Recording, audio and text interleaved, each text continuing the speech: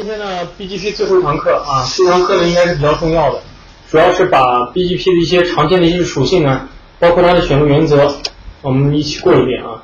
这个呢，在上堂课的结尾呢，让大家都抄过。第一个前提是吧？前提主要说明什么意思？还记得吗？当一台路由器收到一条路由从多个路径，然后呢，它默认 BGP 是不是只选一条最优的，对吧？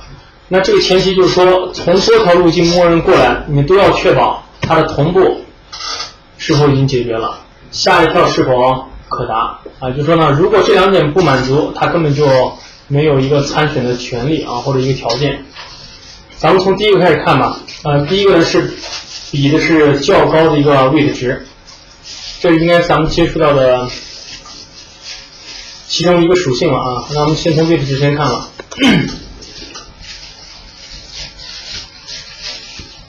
那我们研究属性呢，都是从几个方面。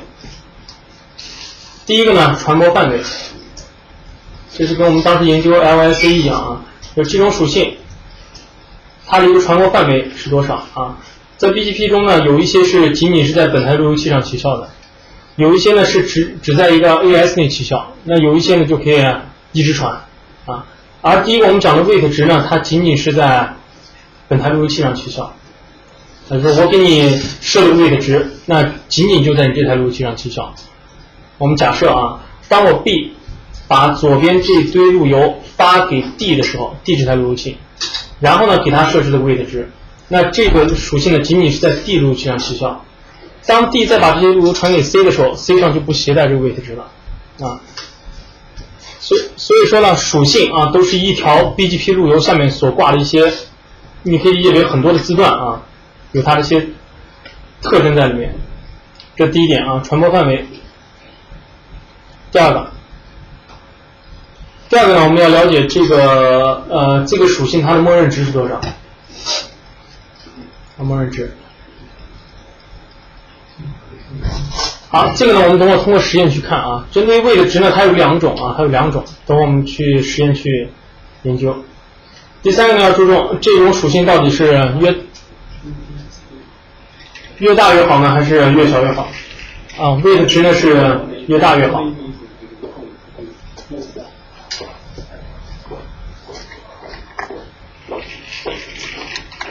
好，那我们来看一下weight值的一个实验吧啊。我画个图。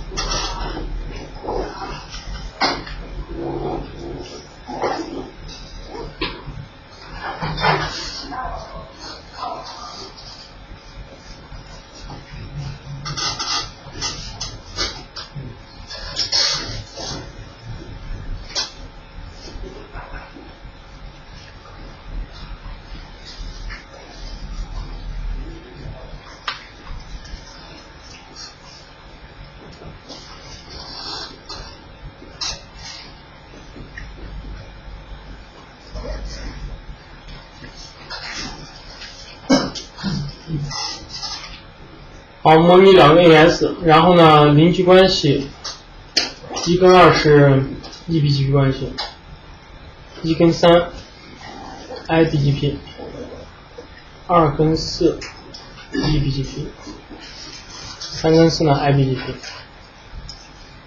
好，咱们先从这个 R 的环尾口呢模拟一条路由啊，把 R 的环尾口通告出来，然后呢在3这边是不是应该从两个方向上学到这条路由，对吧？好，那大家先想一想啊，我默认什么都不做 ，R3 上收到2这条路由，它应该优先于从 R1 走还是从 R4 走？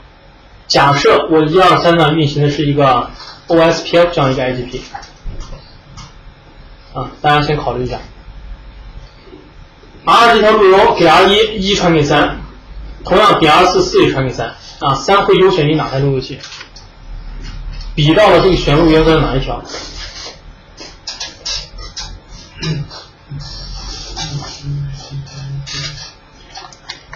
看下超的选择原则，比到哪一条？那应该选谁啊？选4是吧？为什么？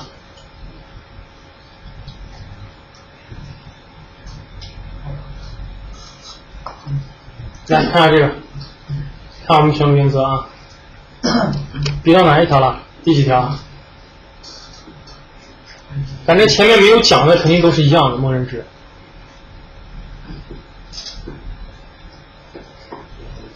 最后一条，还有没有其他意见？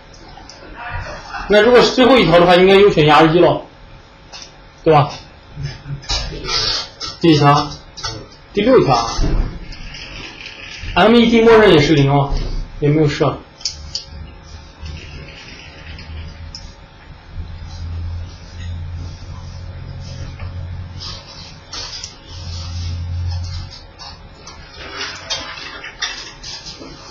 来解释一下第8条。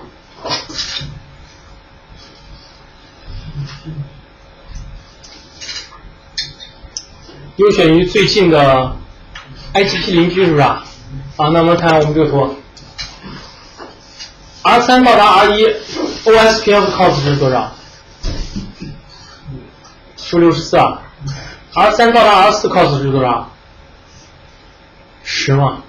它默认会优选R4，原因就是第8条，能理解吗？优选于最近的 IGP 邻居。如果这个协议如果这个实验呢你用的是 RIP， 它就优选于谁了？如果你用的是 RIP 的 IGP 呢，是不是优选于 R1 了？就比到最后一点了好，那我们来做一下这个实验啊。那首先呢，134我们先通过 IGP 呢把134的环尾口都学习到，最后呢我们在 BGP 中把2的环尾口通告出来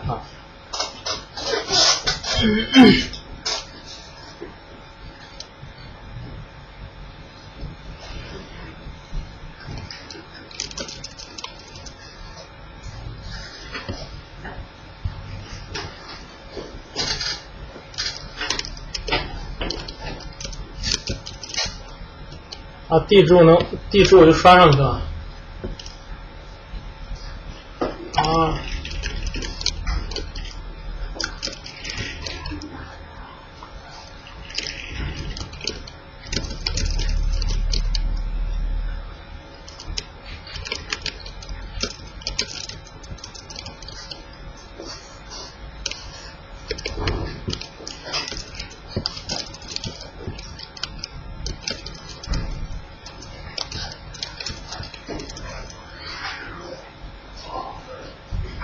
好，我们把3跟4的以太口呢配一下3、4网段。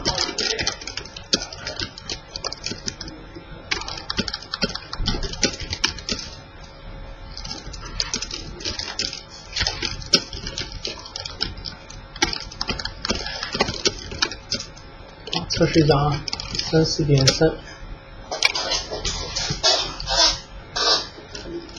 左边24.2。好。R1去测试一下，12.2 13.3。好，接下来我们先做 IGP 了，134运行一个 OSPF。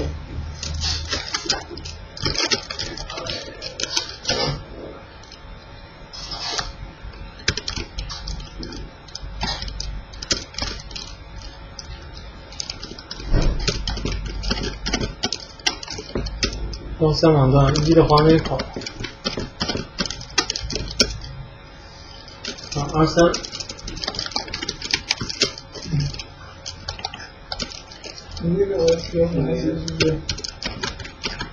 好，能不能起邻居啊？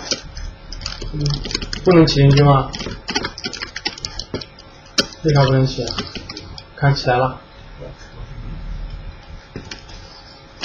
解释一下为什么？OSPF 进程号不是建邻居的必要条件嘛，对吧？那我们当时还讲过起多个进程有什么用啊？解决一个不规则区域是不是啊？好，这个无所谓的和建议起程一样的了。R3、R4，我刚是打漏了，也懒得去 no 了。宣告3、4网段4。好，我们看离局起来了没？2、3，那个。好，看看路由，应该正常是吧？1跟4的黄尾口。好，接下来呢，咱们就运行 BGP 了，从 R 开始做吧。2跟1 BGP，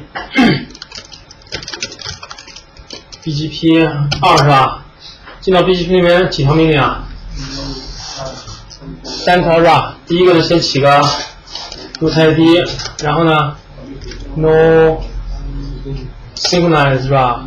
然后呢 no auto summary 是吧？啊，不过这个高版本上呢，它默认也都有啊，我建议都打上了。好 ，neighbor， 1跟2就有直连接口线名句好了 ，remote 是1， OK。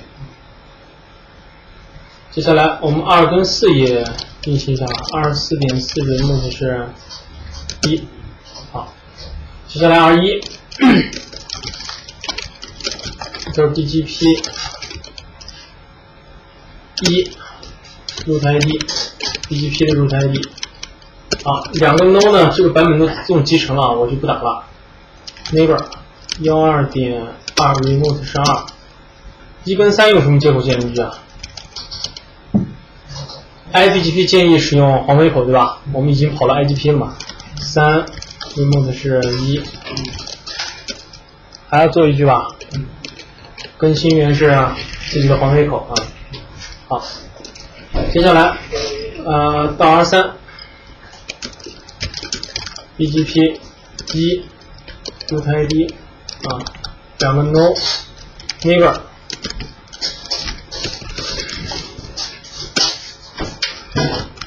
好，更新源黄尾口和4去建名句，1更新源黄尾口。好，最后呢到 R4，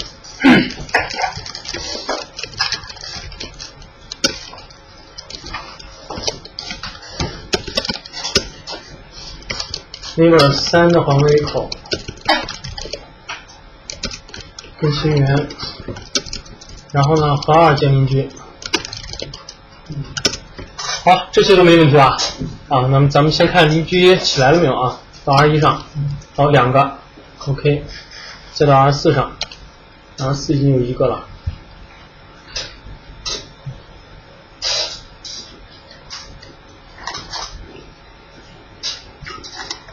好，我们等它建吧。这时候呢，我们把 R2 的黄尾口就通告进 BGP 了啊，宣告。2.2.0 是吧？通告路由啊，你可以看一下，本地的黄尾口是这样配的嘛，24位的啊。通告的时候呢，就要精确通告。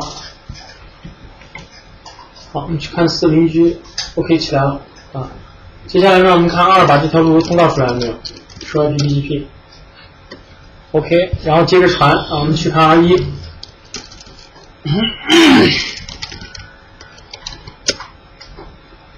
好，正常 ，R4， 好，正常，最后呢 R3 发现不正常是吧？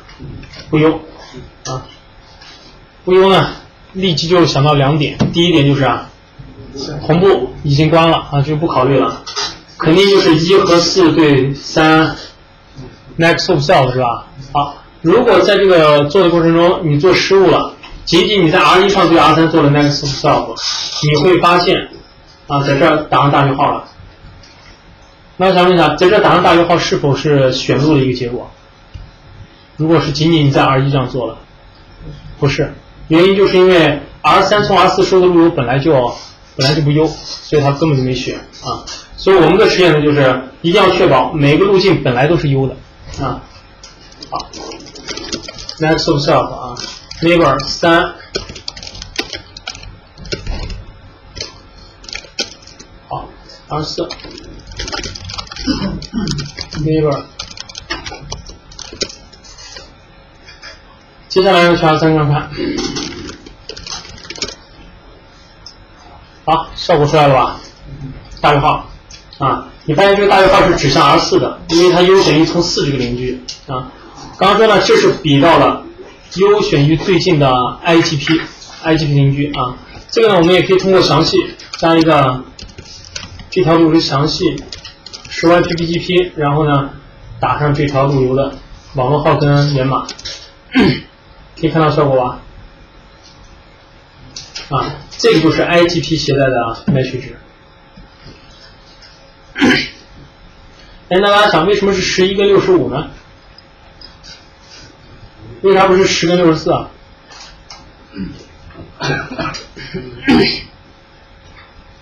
这怎么解释啊？怎么会多1呢？环回口，为什么是环回口啊？哎，对，这就对了啊！你看我的这个邻居写的是1.1.1，对吧？就是我 R3 和 R1 建邻居的时候使用的是环回口建邻居，这就是我 R3 到达这个邻居，你用直连接口这就是64，你用环回口呢就是65，这能理解吧？啊，看你用什么，就是那个更新源了啊，看你用什么接口和对方建邻居。好，这里标示了一个 best 啊，就最优的，最优呢最终放进路由表的，大家就看一下啊。哎，10YP root 访问2，下一条就是 4.4.4。好，在 BGP 中呢，可以体现出路由表的一个递归查找。你发现我 R3 去访问2，下一套是4.4是吧？那4怎么走？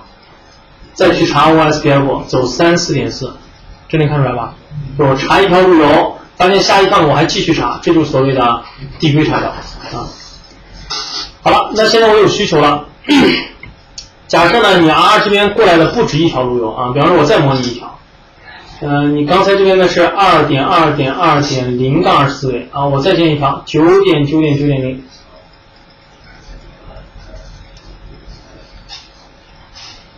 好，我先模拟上2条路由啊 ，loopback 9吧，9.9.9.9。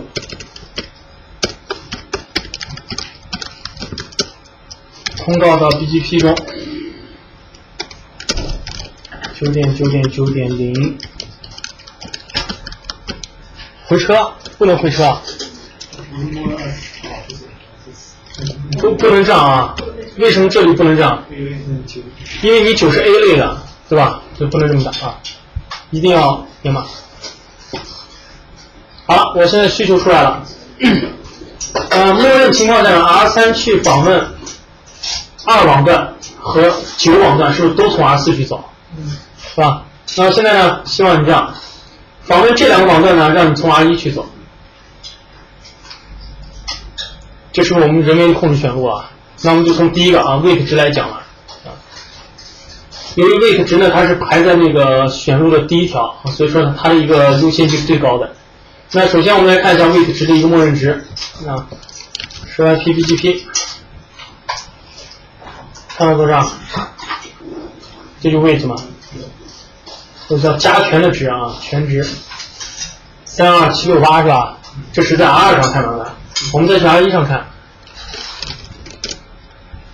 多少？0啊，你再去 R3 上看。好，所以我刚刚说过啊，这个 wait 值呢有2个默认值，一般呢我们都说成0。但是有个特例啊，如果这条路由呢是在我本台路由器通告的，我的 wait 值呢是较高的，32768啊，把这默认值先记一下。默认值是0啊，在本台路由器通告路由呢，它的 wait 值较高，32768。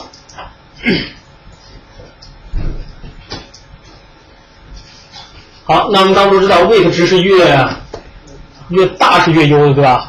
那我想达到我现在这个需求 ，R3 访问2网段跟9网段都从 R1 走，应该怎么做？应该在哪台路由器上做？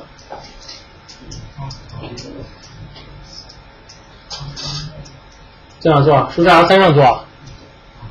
当我 R1 给我传过来这么多路由的时候，我把这个 wait 值调高一点嘛，对吧？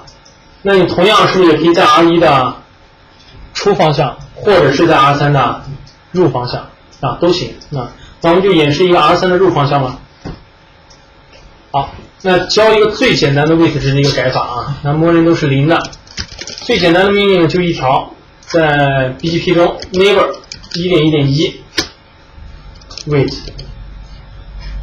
默认是0是吧？改成1就行了。好，这条命令呢，大家看后面是没有方向的，但是你一定要记住啊，这条命令的意思是说，当这个路由器啊，这个邻居发送过来的所有路由，我都把 weight 值调成1。所以说这默认是一个什么方向？这默认是个 in 方向啊，你不要把它理解为我发向1的路由调成1啊，所以这个要注意一下。可以在后面注解一下啊，这个默认都是 in 方向，不要理解为出方向了啊。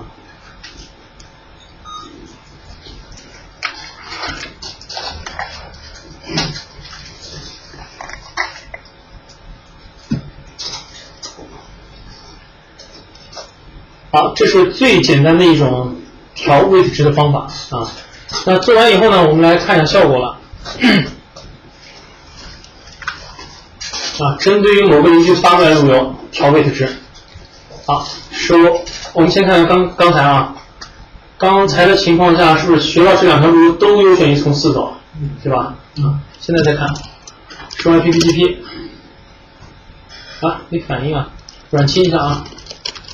这个改一些属性值呢，软清就好了，硬清太慢了。说 IPBGP， 效果出来了吧？看到了吗？看前面的大于号，是吧 ？weight 值调成1了，所以说呢，它优选于从 R1 走。这条命令有没有问题？好，那大家想想这条命令有什么缺点？发现这条命令太厉害了，是吧？你把所有路由都改了。那我能不能这样做？当我 R3 去访问2网站的时候，我让它从上面走；当 R3 去访问9网站的时候，我让它从下面 R4 走。这能不能办到啊？用什么工具啊？用 map 是吧？怎么做呢？有没有人来说一下大致的一个步骤啊？对，抓。那我们看一下啊，默认这个路由都是从 R4 走的，对吧？那我们只需要抓20条路由。当你 R1 给我 R3 发过来路由的时候，针对20条路由把它位置值调的高一点，是不是就达到需求了？而且上面这条路当了，它是不是还能从下面去走？对吧？好，这个我们也演示一下啊。那我们把刚才那条命令呢就去掉了。BGP1。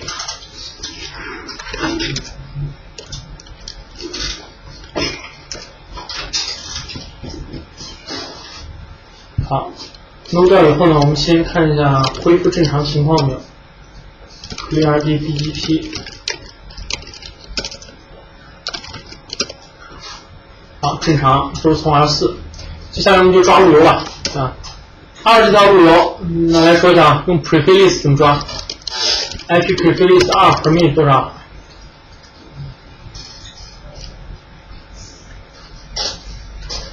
是不是就照着打就行了嘛？这最简单了啊，就这样啊。好，然后这是第一个抓路由，接下来就是 route map 啊。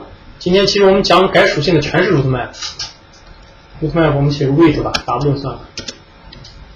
啊 W， 然后呢 match IP address 2，对吧？嗯，不是这样的吗？对。再看2就代表抓的是 ACL2， 是吧？那你应该写成 prefix 对吧？好 ，set weight 嘛，我们set个3吧，随便啊，反正比0大就行了。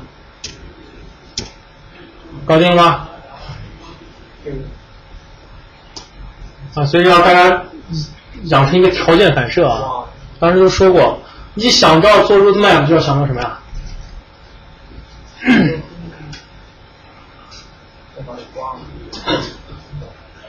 还是没形成条件反射。要不要写进去空的是吧？要不要嘛？肯定要。原因？不写的话，它写其他那些没抓的就不会发给 R3 了是吧？我们最后调用是调用在 R3， 针对于 R1 这个邻居的硬方向的。如果你不写一句空的，其他路由就收不到了，对吧？所以呢，我们还需要加一句空的 W permit 20，是不是？最后调用吧 ，BGP 中去调用嘛。neighbor， 当这个邻居给我发过来的一些路由的时候呢，我挂上这个 route map 硬方向没问题吧？路由传播的方向啊。好，把这个整理一下啊。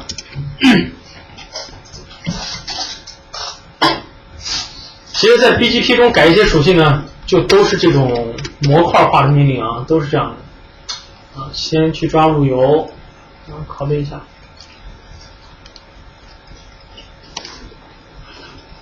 最后呢，调用。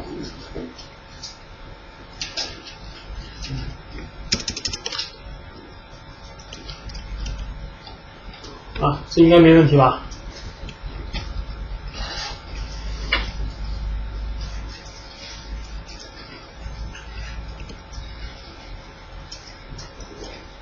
第一步，第二步，第三步。那需要强调的这一点啊。一般情况下呢，我们都需要做一句空的，把其他没有抓路由呢放过来。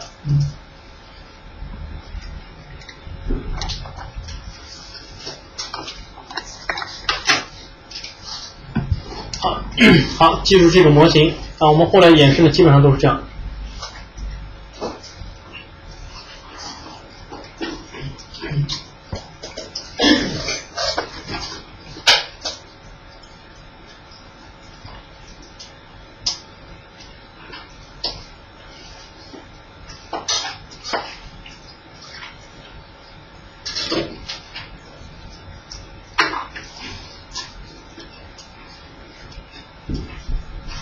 啊，可以把这个模型先记一下啊，后面呢大概抄一下就行了。因为后面呢，只需要针对 set 后面不一样就行，是吧？我现在是 set with， 等会 set local preference、set med 啊，这些都是唯独就是 set 不一样，其他的框架都是一致的。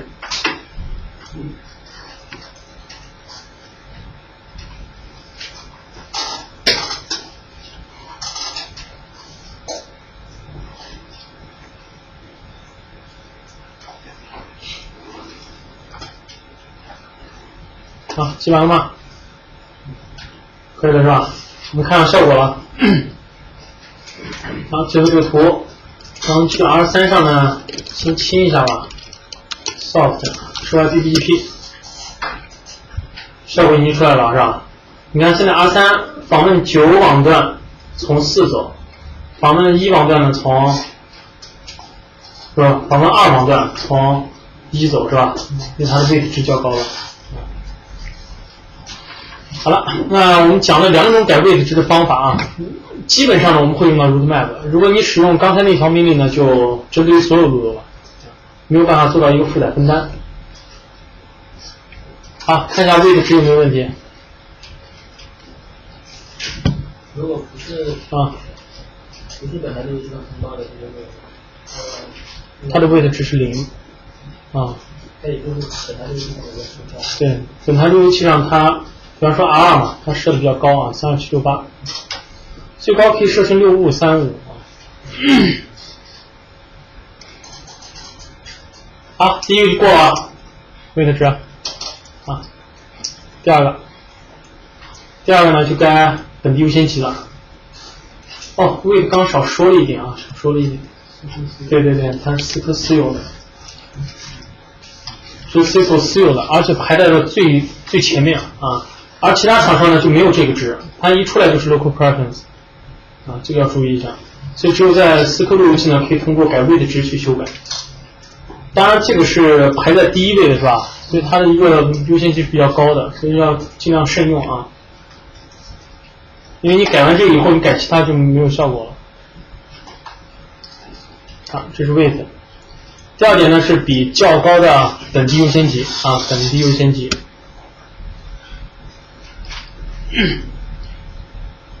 Local preference 啊，我们还是从这3个方面嘛。第一个传播范围，传播范围呢，它是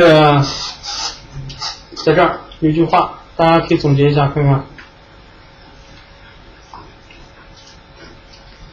只能在哪传？只能在一个 AS 内部啊，或者换句话来说呢 ，local preference 只能发送给它的 IBGP 邻居，是不是就只能在一个 AS 内？都一样的啊。好，传播范围。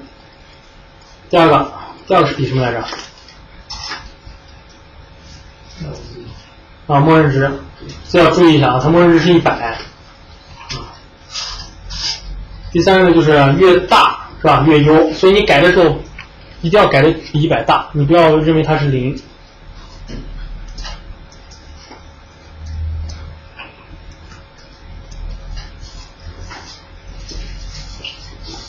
好，这是3个方面啊，3个方面。最终呢，我们来从这个胶片上呢总结一下 local preference 一般用在什么地方。第一句啊，大家看一下 ，local preference 一般被用来做什么事儿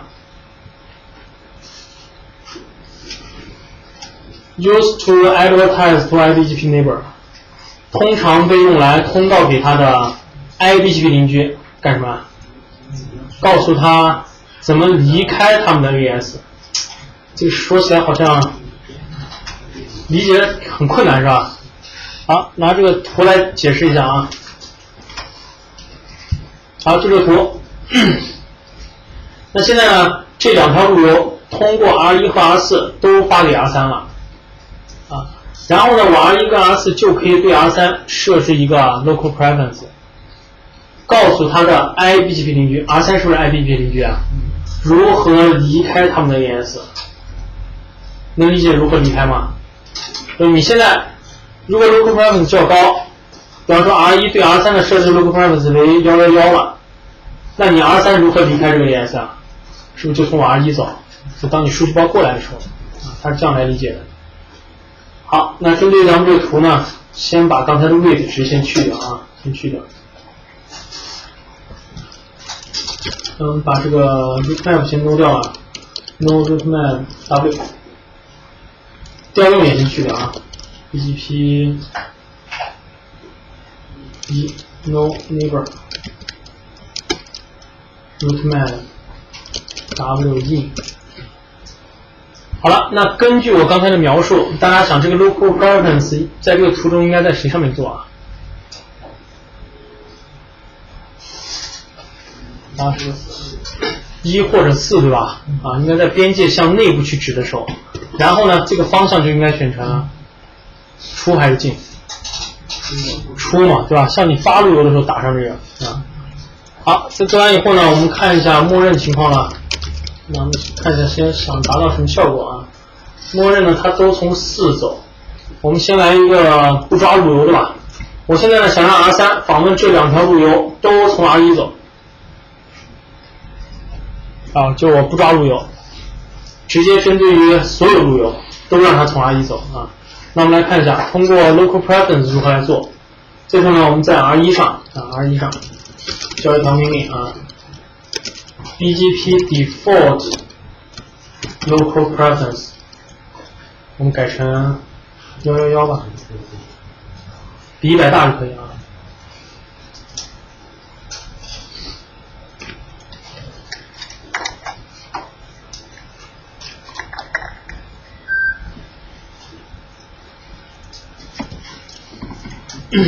你发现这条命令和刚才我们那个做位的值好像不太一样啊。做位的值我起码是基于某个邻居的，而这个呢，它没有基于任何邻居，仅仅是在我 R1 的进程中打的，对吧？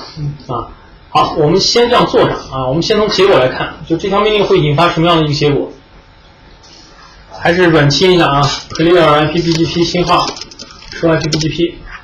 我们看 R1 本地 local preference 有没有变？没变，这里只能说没有显示出来啊。我们去看 R2 通告的啊是不是也不知道？这个 local preference 它就有点怪啊。默认情况下呢，它有些能够显示出来，有些显示不出来。但是默认值都是100啊，怎么样去看呢？还是收详细，看到吧？啊，还是100。啊，这个 local preference 特点要注意啊，就是说呢，你改动了，它在这不一定会显示出来。比方说我们刚才在 R1 上使用的这条命令，我在 R1 上已经做了 default 111，下面是不显示的是吧？那但是它起效了没有呢？再收详细，起效没？起效了，把这特点记住啊，还是有些地方可以用到的。会，这个攻击就比较厉害了啊，因为你收 IPBGP 看不到，但是它实际上起效了。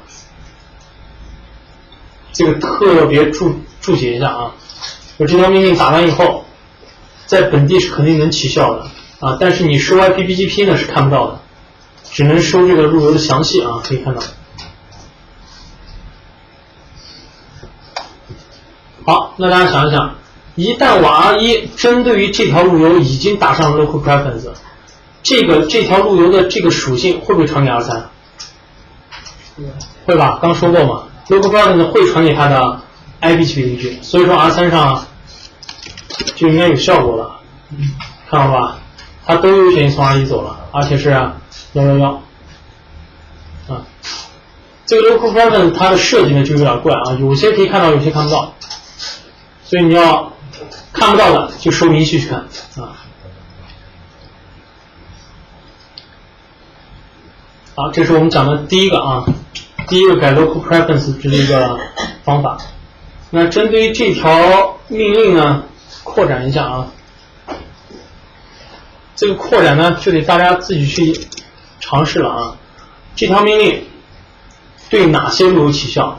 我只是抛砖引玉啊。对自己 network 的路由是否起效？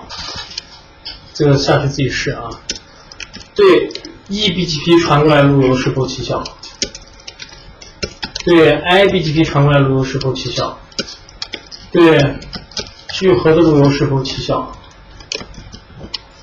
我仅仅是问出来了啊，你如果愿意的话，你可以自己去试一下，你做出来的答案肯定是正确的，因为这个很好做啊。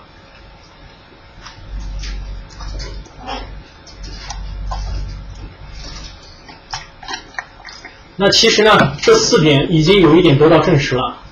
我们这个图已经证实了哪一点？来看一下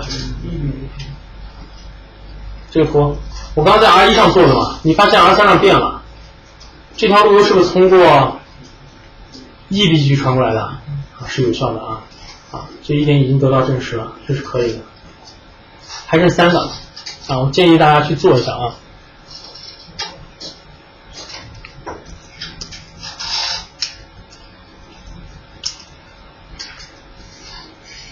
好，这是我们讲的第一个命令啊 ，local preference。这个命令呢，就跟我们刚才讲那个 wait 一样啊，它这个影响的范围太大了啊，不能基于路由做负载分担。那我们怎么样基于路由做负载分担呢？是不是就跟这个一样啊？差不多吧？来说一下怎么做，在谁上面做？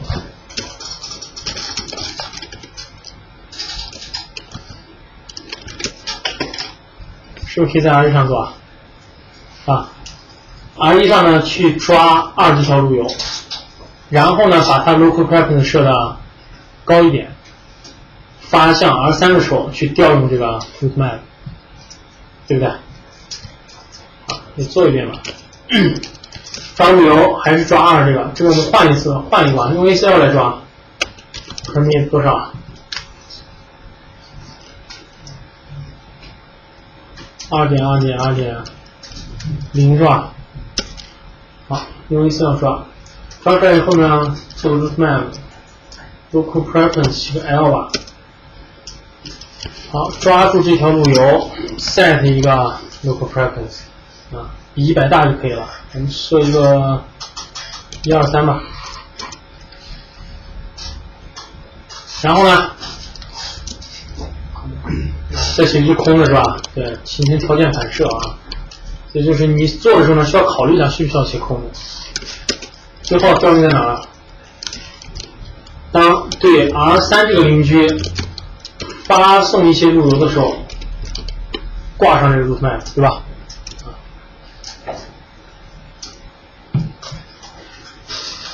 这跟我们刚才那个模板几乎是类似的啊，也就是方向性的。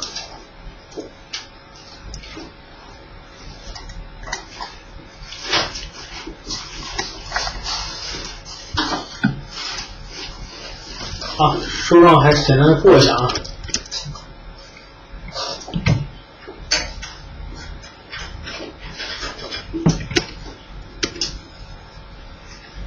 找路由，抓出路由之后呢 ，route map 去 set 相应的一个属性，注意需不需要写一句空列表啊？多条路由的时候一定要写。写完以后呢，调用在 BGP 的进程中，路由的出方向。好，做完以后呢，去 R3 上看效果了，还是软清一下啊。说去 BGP， 这效果跟刚才一样啊。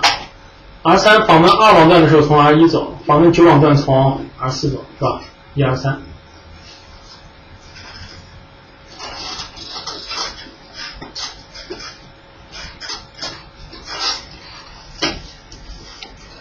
前2条呢就已经搞定了啊，接下来第3条。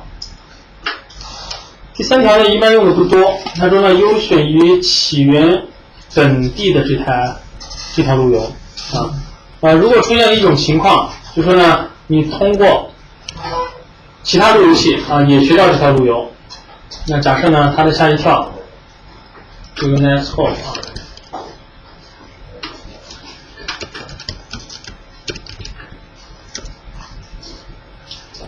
在我们的属性中，第一个是不是就 next hop 呀，对吧？假如说你学到了一条路由 202.024 位啊，那前面呢肯定有星号啊，还有什么大于号之类的，对吧？那有一个呢，假如说是你自己通报的，是不是就0.0.0啊？如果呢你还通过其他的也学到了202.2.0-24 位，12.2啊这种，随便举个例子啊，优选于起源于自己的啊，这就是第3条的意思。那这个呢，基本上我觉得很难见到这种问题啊，因为你想这条路由是自己通告的是吧？那因为你再收到的情况下，这条路由回传回来了，好像是这意思吗？这个大家有没有什么看法？我是觉得没有见到过这种。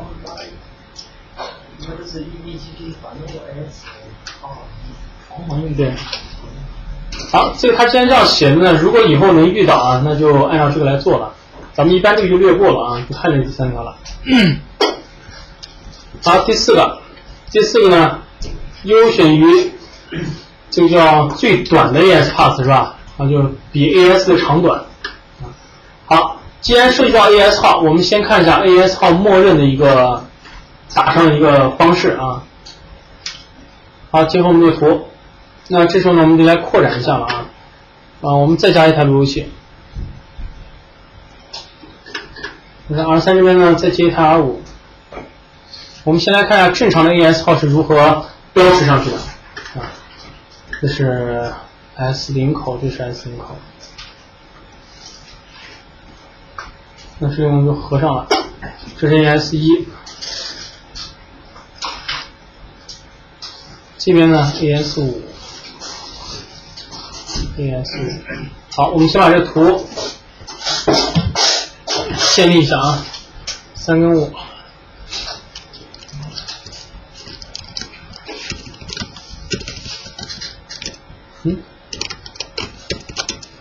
35网段啊，35.3、35.5。然后呢，3跟5我们用建立一个 EBP 关系 ，R3 neighbor 35.5 remote 是5，是吧？接下来 R5 那个 BGP 5，好 neighbor 35.3 1。好，那为什么我要再建一个 AS5 呢？主要看一下这个2这条路由，我们就着眼2这条路由吧。经历了 AS2，也经历了 AS1，最后到达 AS5，我们来看看它的 AS 号啊，默认是怎么样来标识的。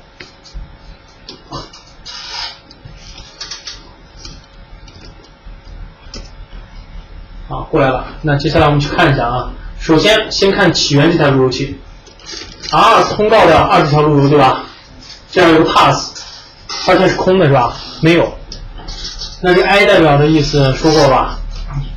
起源属性嘛，啊，它起源于 I 代表的是通过 network 命令通告出来的啊，所以说2现在在 AS2 中呢，它的一个 pass 是空的啊。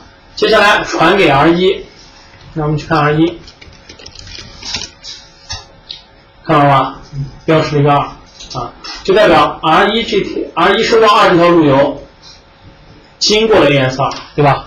啊，接下来再传给 R3， 那 R3 变不变啊？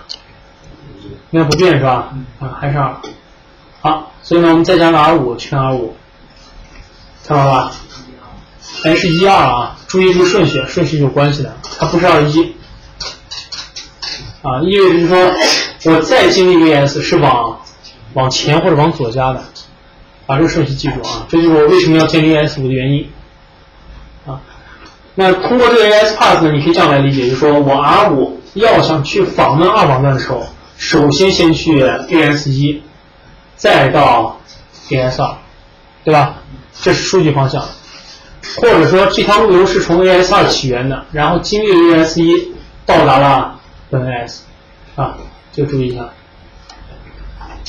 好，那我们仅仅是通过 R5 啊来讨论一下默认的 AS pass 啊是如何标识的。那接下来我们看如何通过 AS pass 来做选路。那大家看它比的是长短是吧？比的不是大小啊。你 AS6535 和 AS1 是一样的，都代表一个 AS 号啊。好，所谓长短呢，就是看你经历了几个 AS。比方说，还是我们这个图。那我现在呢，想让 R3 访问2网段从 R1 走，通过 AS pass 来控制啊，这个可以怎么样来做呢？是 R3。我们等会儿把这个 loop parameters 去掉啊。刚知道 R3 访问这个2网段和9网段都是从 R4 走，对吧？我现在想让 R3 访问2网段呢从 R1 走。那么你看 AS pass 是不是一样的？都只有一个。那我们就可以增加了是吧？增加 AS pass 啊。好，看下这个做法啊。那 AS pass 呢，我们分出方向和进方向 ，out 方向跟in 方向啊。这两种方向呢是不一样的啊。咱们先讨论这个 out 方向吧。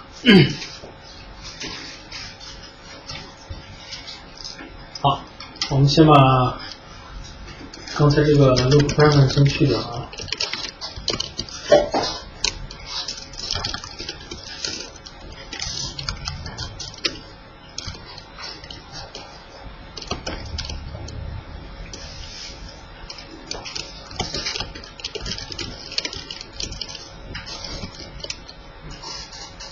好，正常了。我们需要达到的效果呢是 R3 访问2网段从1走，那意味着就是说，当 R2 给 R4 发这条路由的时候，把 AS pass 加的多一点是吧？而且是针对于2这条路由啊。我们先做出方向，意味着是在谁上面做？是不是 R2 上做？对吧 ？R2 对 R4 的时候啊，等我做 in 方向呢，就是 R4 的 in 方向。好，我们在 R 先去做了。当然要基于路由了是吧？针对于这条路由，那还是抓了 preflist 2抓出来。好，抓出来以后呢，还是用 rootmap 啊，一样的 AS 吧啊。好 ，match 这条路由，这些都没问题是吧 ？set 如何去 set AS 号呢？这里有个命令啊 ，set AS pass 有个 prepend。好，后面呢可以跟 AS 号，那后面的 AS 号呢就是你任意添加的，反正它是比长短嘛是吧？然后添加一个6、7、8吧。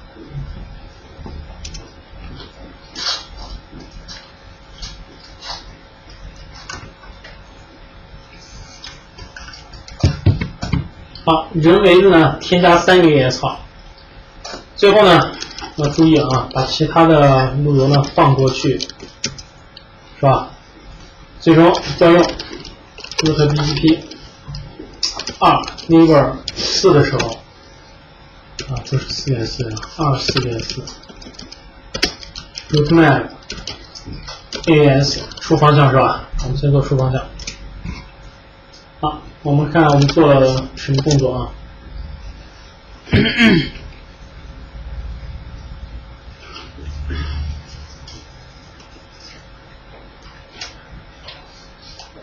啊，抓出20条路由，在 root map 中呢 set 一个 AS path prepend 678，最后呢调用在40个邻居出方向。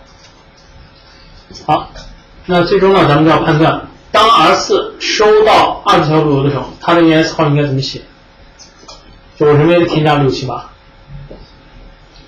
R4 默认情况下收到的是这样是吧？就一个2嘛。啊，怎么标识啊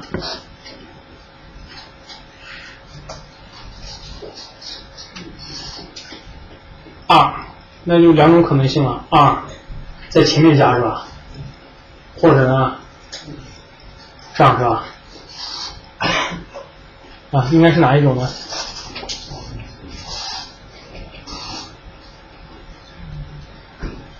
下面这种是吧？为什么下面这种？要理解这个词，这个词怎么翻译啊 ？prepend， 这个词意思叫在什么什么之前，在什么什么之前啊。那这个词呢和这个方向一定要结合起来 ，out， 意思就是说，当我 R2 在把这条路由发出 AS2 之前，已经有了678是吧？那应该选上面还是选下面？是不是选下面啊？这能理解吧？最终呢，去 R4 上看，清一下啊。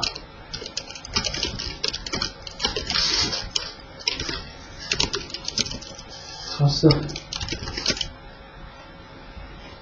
看到吧？在发出 AS2 之前已经有了678啊，相当于这个 AS2 左边呢还有3个 AS 号。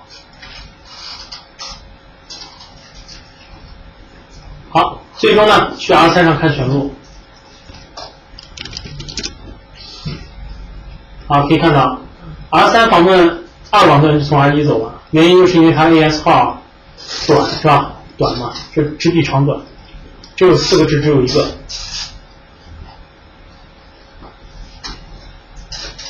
好，这个是做出方向啊，做出方向。你要是能理解呢最好了啊，把这个 prepend 要理解，就知道它放在左边还是放右边了。你要记不住呢，你就写做出方向就向右加好了。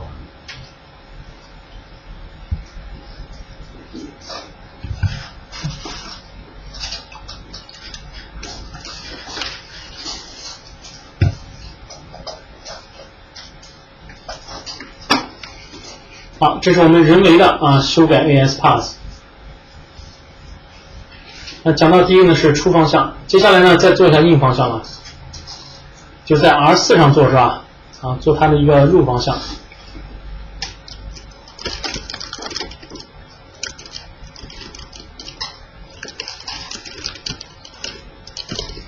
No。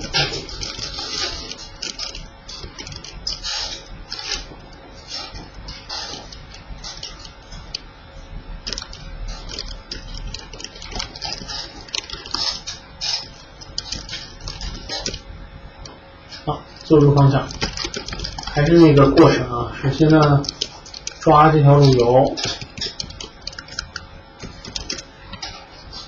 然后呢，写一个 root map as match set 一个 AS path prepend， 咱们换一个789。好，做一个空语句，最后呢调用在入方向。neighbor 24.2 AS in 是吧？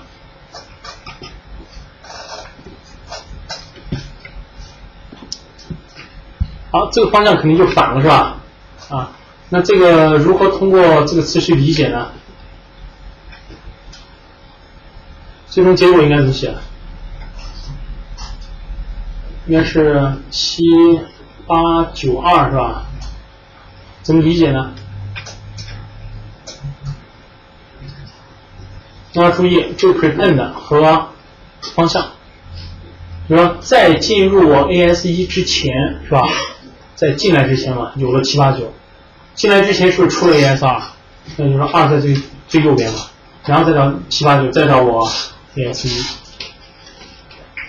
好，听一下看看啊，是不是啊？好，那这个呢，无论你去改出和入啊，这个方向呢，倒不是太重点的，因为我们只是看个数啊。好，但是呢，会出现一个问题，那大家想，我们这样人为的去改这样 AS 号，确实是达到选入的目的，但是会有什么样的弊端啊？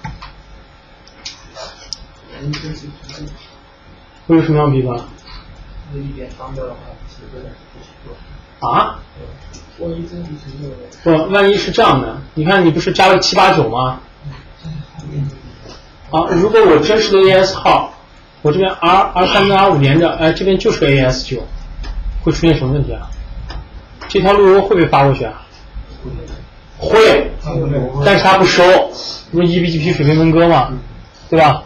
所以说你这个 AS 号呢还不能去随便去指，那怎么办？对，指自己，你可以怎么做啊？打上3个2嘛，对吧？演示一下啊。Roadmap AS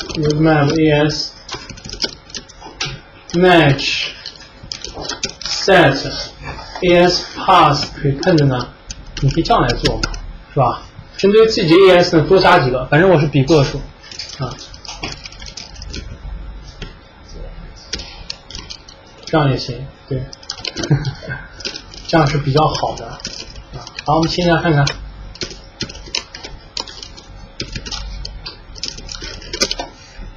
这能理解吧？这样不就比个数嘛，也不会造成一个 eBGP 的一个环路是吧？那这个就是你自己造成的，所以说我们一般建议这样来做。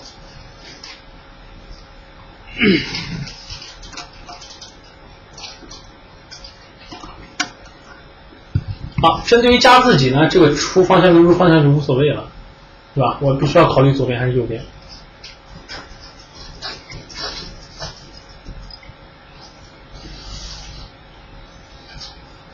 好，这个是 AS pass 啊，再提一点啊，它比的是长短啊，不是比大小。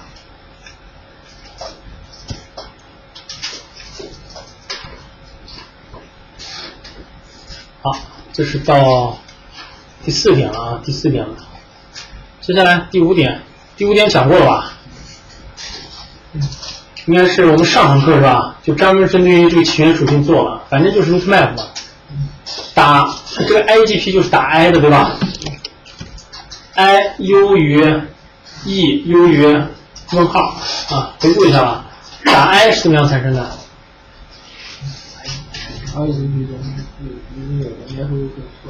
？Network 出来的啊。E 呢？把 EGP 重分布到 BGP 的时候，问号呢？把 IGP 或者静态路由啊，是吧？重分到 BGP 啊。好，所以说呢，我们通过 rootmap 去改起源属性，也是选路中的一条啊，也是选路中一条啊，那不是无缘无故改的啊。你可以通过这个来选路的，这个就不讲了。第6个啊，优选于较低的 MED。这个 MED 呢，就类似于我们 IGP 的一个 metric 值啊，把这个说一下。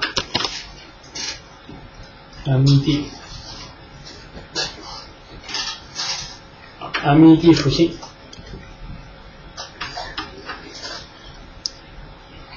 MED 呢叫做多出口啊 ，multiple。E 呢就是 EXIT 啊，多出口的一个鉴别属性，多出口鉴别属性。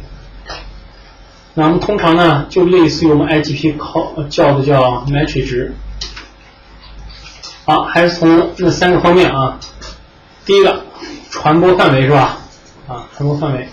那第一个传播范围呢，它也是仅只能传一个 AS 啊，只能传一个 AS。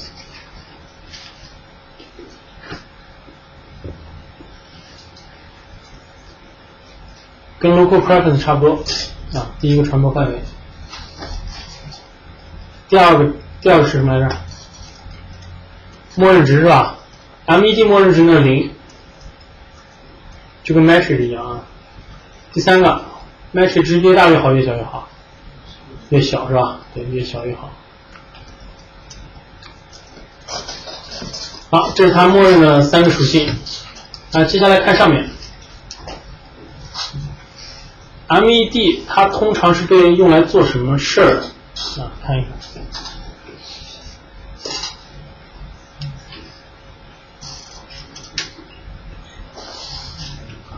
这个说法呢，刚好和我们 local preference 啊刚好相反。刚才 local preference 说告诉我的 IBGP 邻居，让他如何离开他的 AS 是吧？这个 MED 呢，他说通常被告知为 EBGP 邻居，让他如何进入本 AS。好，解释一下啊，光用这个文字呢可能不好理解，看这图吧。好，刚才的时候我们左边通道2条路由，那现在呢我们换一下啊，比方说呢，你把 R3 这边再通道出来一条路由，那我们建一个8吧，啊，在 R3 上建个黄尾口 8.8.0 24类的。好，那大家想这条路由对 R2 是不是可以学习到？而且是2个方向吧，而且你可网管的路由线呢仅是 AS1， 你不能网管 AS2 路由线。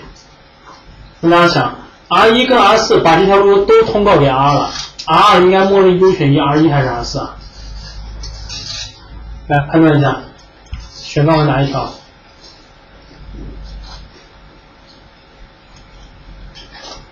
还是刚开始选路吗？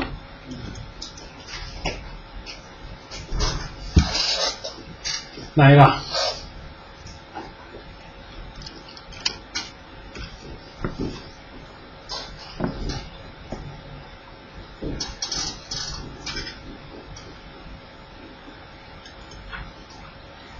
第8个还是第10个？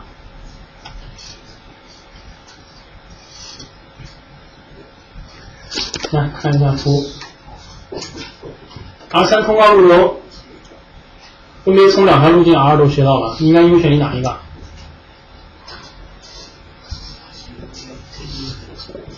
优选于 R1 是吧？因为它的一个 root ID 较小嘛，对吧？好，那也就是说，当我 R2 就是对端的路由器访问我本地的路径的时候，它是从 R1 进来的，对吧？我能不能控制对方进入我 AS 的路径？这就通过 MED 嘛，是吧？就是往 R1 再把这条路通告给 R2 的时候，打一个 MED 值，然后呢，让对方如何进入我的 AS， 啊，这就控制远端了。那这就是 local preference 跟 MED 的一个区别啊。那这2个基本上是用的最多的啊。local preference 向我的 IBGP 说 ，MED 呢向我的 EBGP 领域说啊。好，我们先把这个来做一下啊。R3 上呢建个黄尾口吧 ，loopback 8。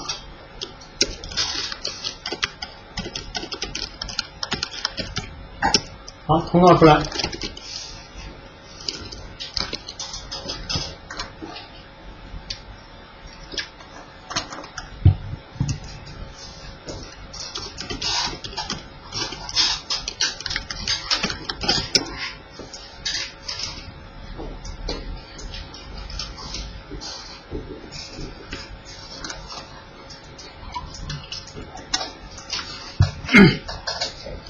好，说 IPBGP。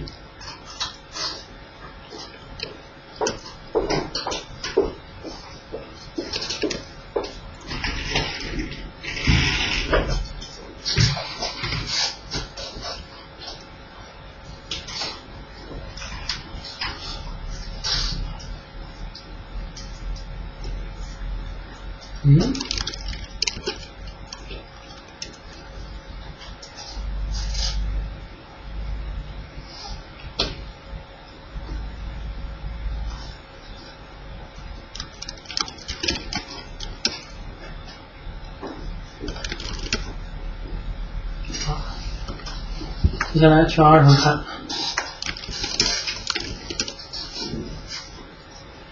看到效果了吧 ？R 上学到这条路纹的默认是优选于从 R1 走的，啊，路台地较小。这里咱没比到 IBGP cos 值最小啊。你2和1、2和4根本就没运行 IGP 嘛，是吧？这个要理解啊。好，所以比到的是路台低。那实际情况下呢，你只能可控 NS1，你根本就不能在 R 上去说 IPGP 的啊。那现在呢，我想这样来做。当我 R2 去访问8网段的时候，我让你从我 R4 这边进来，对吧？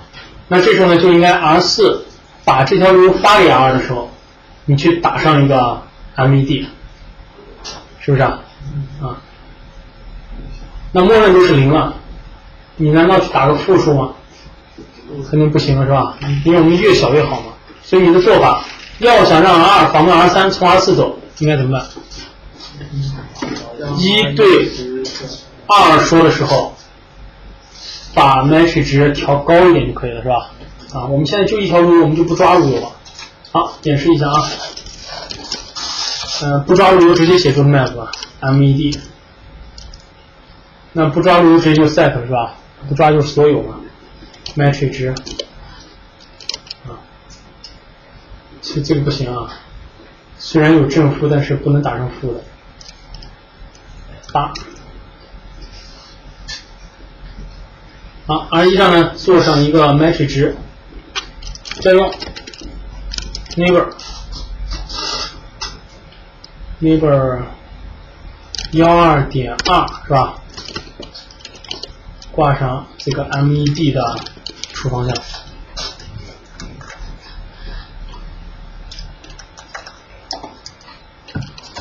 好，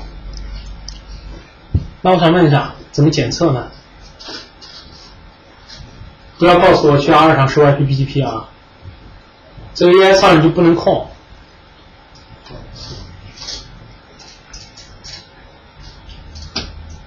怎么样检测我做的策略已经成功了？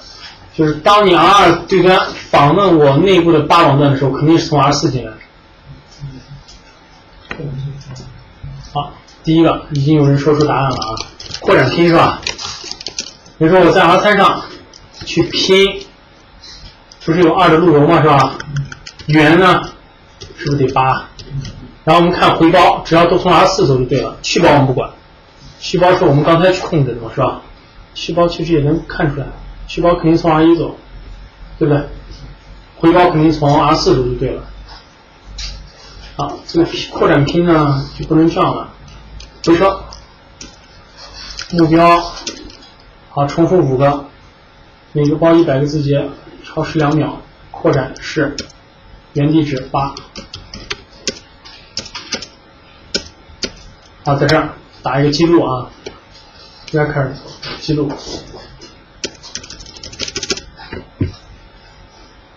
好，我们分析一下啊，13.3 12.1是从 R1 走的，到2了吧？回来呢，从4进来是吧？再看这个包，从1去，从2回，从1去，从2回，是不是一样的？这个是检验的最好的效果啊，扩展拼。那当然，你考 I1 的时候也是这样的啊，你可控的就是 AS1，对端你是看不到的，要用 MED 去控制啊。这是我们 MED 的检测的第一种方法。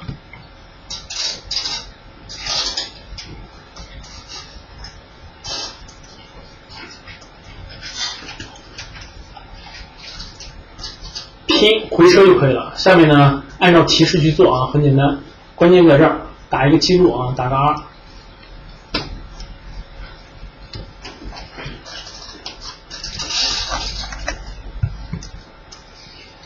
好，还有一种方法呢，也可以通过 debug。我们在 R1 上呢，开启一个 debug IPBGP 的 update。我们在 BGP 中也就讲了这一个是吧？都是这个啊 ，debug BGP 的 update 报名。当然，这个肯定不会发送的，我们一定要软清一下是吧？让它重新去发。好看哪里呢？看这儿就差不多了。你看，我现在 R1 上 debug， 向点2发送了一个更新，关于8值更新，是吧？打上买水值了，基本上就可以了。那这个是建议的2种检测方式啊，基本上都要做一下的。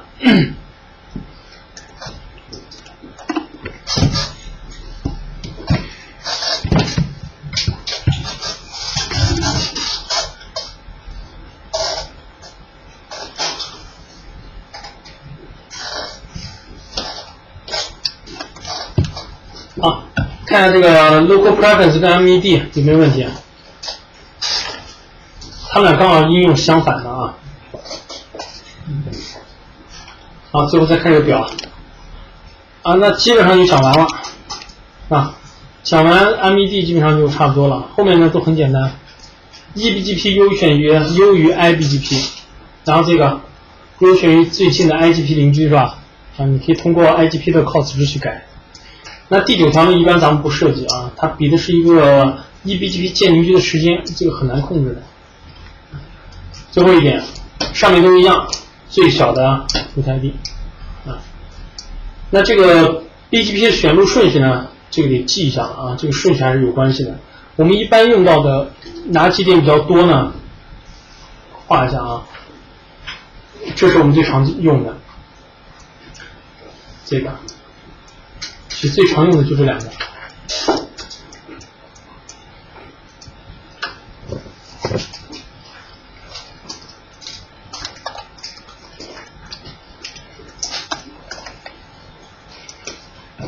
好了，选路啊，这就完了。大家看有没有什么问题？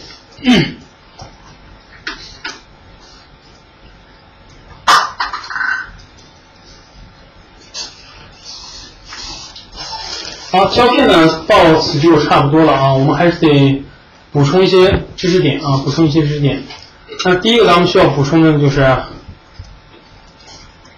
如何解决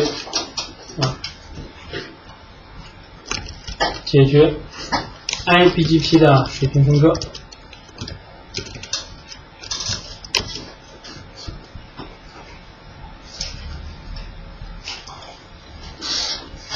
好，那首先回忆一下啊，什么叫做 iBGP 的水平分割？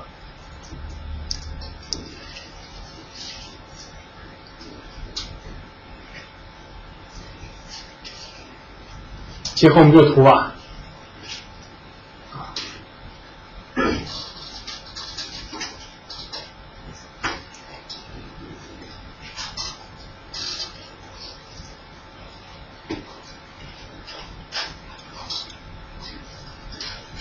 好，我问一下啊，2通告了2的环尾口这条路由发给 R1，1会传给3是吧？3会不会再传给4啊？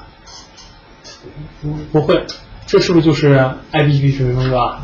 从 iBGP 学到路由，不会再发给其他的 iBGP 邻居。那大家想，它一开始为什么要设计这个？就是防环嘛。如果说你的 IGP 是一个圈儿，那我要一直传的话，岂不是无穷无尽了，对吧？啊，所以呢，它设计的 iBGP 到此就打断了。那但是呢，如果我们的一个拓扑图是这样的，啊，我们把这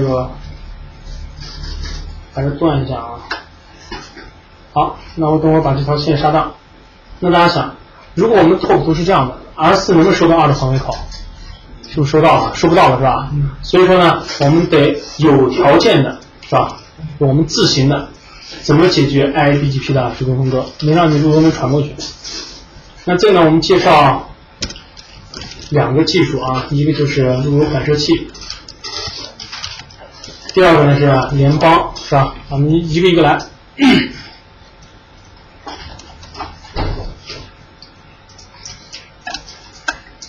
好，提到路由反射器呢，是得画个图了啊。那大家理解的时候呢，也尽量也画个图了，就用文字说呢很难表达，画一个图。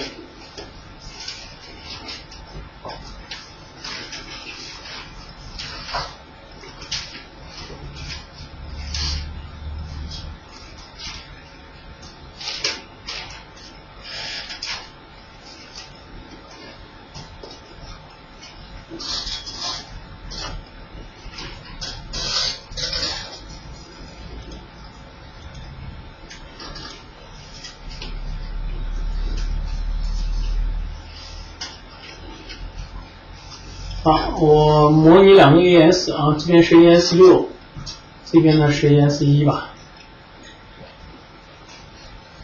好，邻居关系画一下了，1跟6肯定是 eBGP 是吧？1跟2呢 iBGP， 1跟3也 iBGP， 1跟4也 iBGP， 1跟5 iBGP。好，这个是我们的一个拓扑图啊。那我们在了解路由反射器的时候呢，首先得理解一个概念啊。路由反射器呢，它也是一个典型的这种 CS 模型，就是 client 端和 server 端。我们一般把这个 server 端呢就叫做 RR。Router reflector 就是路由反射器啊。就针对这个图呢，我可以把 R1 作为路由反射器，你就相当于一面镜子一样。然后呢，把哪些作为我的客户端？那这个要注意一点啊，路由反射器仅仅是针对于 iBGP 来说的，所以说它的客户端一定是iBGP 邻居啊。那我们假设现在呢，2跟3都是我的客户端，那这时候呢，我们在这里面画一个小区域啊。啊，这个蓝色勾出来的呢，我们就称为一个簇，或者英文叫做 cluster 是吧？这是它的原文啊，反正就是一个组吧。比如说我的 RR 和我的 client 端构成的这样一个集合，就成为一个 cluster 啊，就成为一个簇。那显然4跟5就是我 RR 的非客户端对吧？是吧？它不是我的客户端。啊，这样一个图啊。那我们的等会配置呢，也就是在 R1 上配，谁是我的client端？那我本身呢就是路由反射器了。有了这个图以后呢，我们来分析一下路由反射器是如何来工作的啊。这分3个方面啊，大家也可以记一下啊。第一个方面 ，RR 从eBGP 收到的路由会执行什么样的效果啊？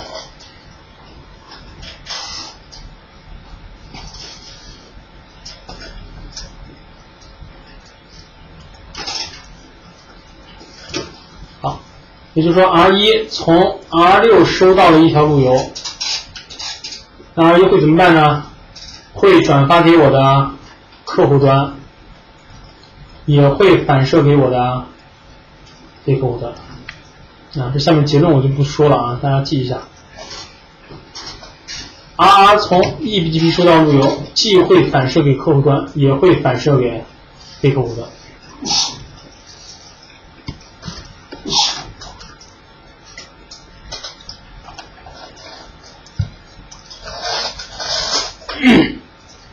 好，这是它第一个反射的例子啊。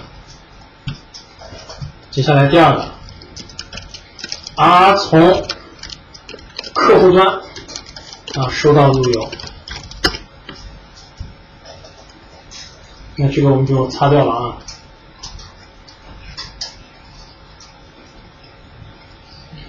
从客户端，那也就从 R2 对吧？从 R2 收到路由呢，会反射给我的客户端，以及 eBGP 邻居。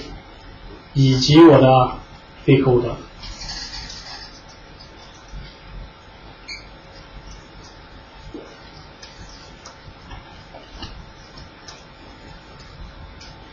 好，大家看，其实这个就已经解决了 iBGP 水平分割了，是吧？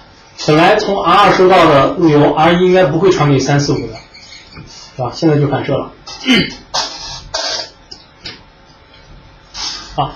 所以前2点呢，基本上都是全反射啊。第3点就不一样了。3个 ，RR 从非客户端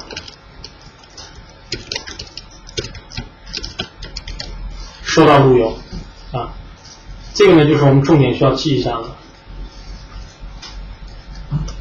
啊，从非客户端，也就是说从 R5， 假如说从 R5 收到路由，那它只会反射给客户端和 eBGP 邻居，不会反射给其他的非客户端啊。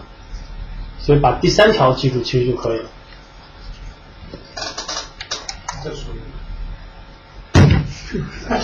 从哪说？看这图嘛。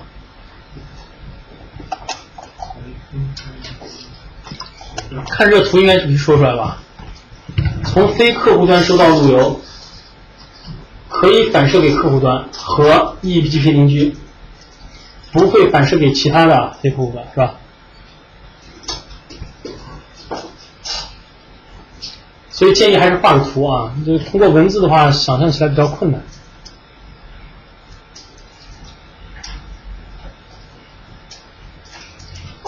好，这就是呢路由反射器整个的一个理论思想啊。那我们的做法呢，其实命令就是在 R1 上做啊，把哪台路由器作为我的客户端，这就做完了啊。好，结合这个理论，那大家看一下，我们现在这个问题应该如何来解决呢？我现在想让 R4 能收到2的黄金口路由，应该怎么做啊？把谁作为 RR 呢？一眼能不能看出来？是不是把 R3 作为 RR？ 谁作为客户端非客户端呢？R1 作为客户端是吧？R1 作为客户端行不行？从客户端收到路由，会不会传给非客户端？可以吧？啊，这样就可以了。好，换一个。如果仅仅是把 R4 作为客户端呢？从非客户端出来路由，会不会反射给客户端？也会，是吧？啊，所以说呢，你做单边都行。但是我们建议啊，你把这些所有都做成客户端是最好的，建议的啊。好，我们就这样来做了。那我们看一下命令啊。首先呢，先把这个图2跟4我就先当了啊 ，R4 的一个 S1 口就先刷当。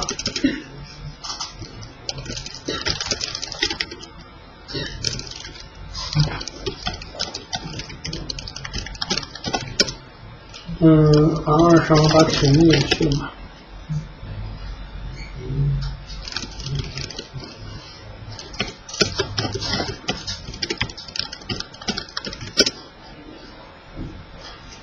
好，看下效果啊，选R3，上 CPGP。好，接下来R4。好，这时候看到 R4 上就没有了是吧？那我们可以验证一下，到底是 R4 没收还是 R3 没发呢？怎么验证 ？debug， 是不是交一条命令？说 IPGP neighbor 4 advertise 是不是没发 ？IPGP 属于分割。好，接下来呢，我们来做这个路由反射器啊。其实命令很简单，命令就是在那个 RR 上做，是吧 ？neighbor 谁是我的客户端？1是我的客户端，4也是我的客户端。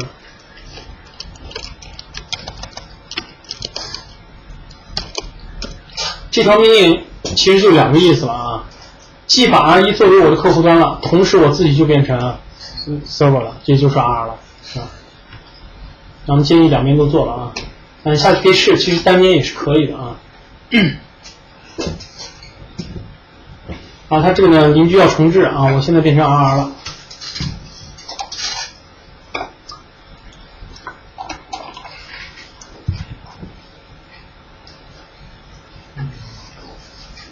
啊，命令行，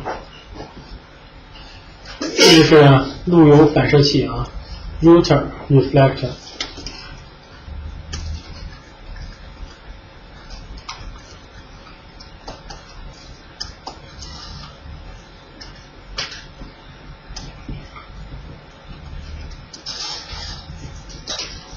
好，做完以后呢，咱们去 R4 上看一下吧，是吧？这效果就出来了。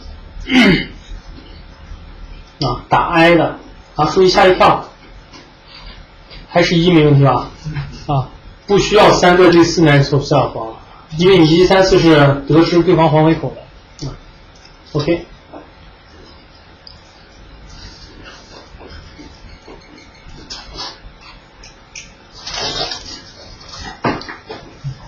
接下来呢，我们继续讲，解决 IBGP 水平分割的第二个啊，联邦。那联邦解决方案呢，相对于路由反射器来说稍微麻烦一点啊，它做的动静呢就比较大了。我们结合我们这个图来做吧。我们同样还是希望 R4 能够学习到2的环回口路由啊，在 BGP 中，我们换一个通过联邦来做啊。那这个做法呢，就先讲一下理论了啊。做联邦呢，它是这样的，你可以人为的把这个大 AS 呢，人为的去区分成几个小的 AS。比方说，我1跟3，小 AS 号 AS64512，R4 呢在另外一个小 AS 上，比方说是64513吧。啊，那大家想，1跟3是不是还是 IBGP 关系啊？那这时候3跟4呢？是不是就变成 eBGP 关系了啊？但是这个不是纯 eBGP 啊，我们一般叫做联邦中的 eBGP 关系。那大家想，1把路由发给R3，3会不会把路由发给4了？是不是就会了？就不存在 IBGP 水平分割了啊？所以联邦的一个大致解决思路呢，就是这样，把一个大 AS 你人为的啊划分成若干个小 AS 号，这是它大致解决思路。而小 AS 号之间呢，就变成 eBGP 关系了。好，那我们通过一个实践啊，就说命令行的方式，我们配的话如何来配？列一下步骤吧。那第一个就是大改动了啊，就说你起这个路由进程的时候，我们起 router BGP 后面是不是跟 AS 号？这时候就要跟小 AS 号。所以说这个动作比较大，你1、3、4上都得重做，是吧？啊，我们1、3呢就起64512，4呢就起64513，这就是第一点啊，做的时候。那这个小 AS 号呢，一般就是私有 AS 号啊，私有 AS 号。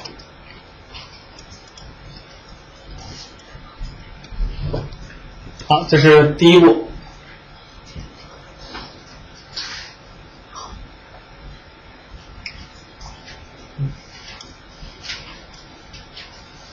好，既然呢我1、3、4都起的小 AS 号，那我起码有一条命令来声明我所在的大 AS， 对吧？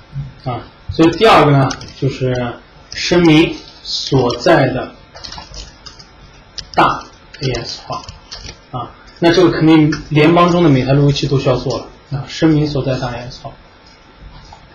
好，基于这两点呢，我们就先来做一下啊，先来做一下。然后结合命令行来看一下啊，这时候呢，我们把这个路由反射器先去掉。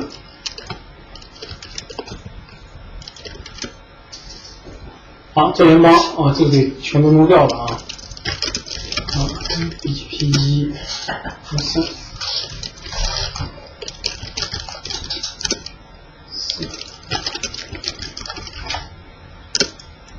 好，从 R1 开始做，起小 AS 号。那这个规划啊，你自己人为定义，1、3在一块也行，或者3、4在一起也行啊，反正只要能解决就可以。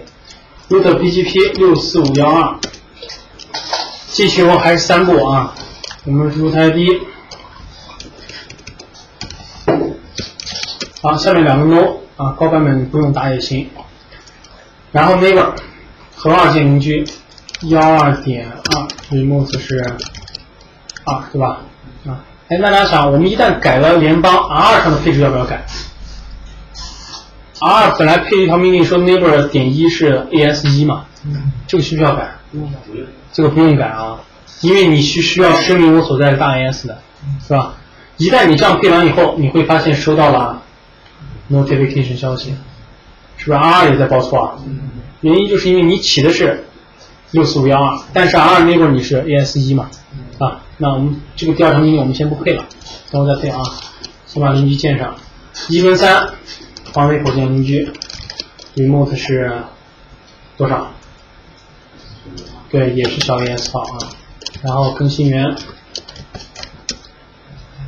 啊，接下来3跟4建吧，啊3 root BGP 64512离开 D，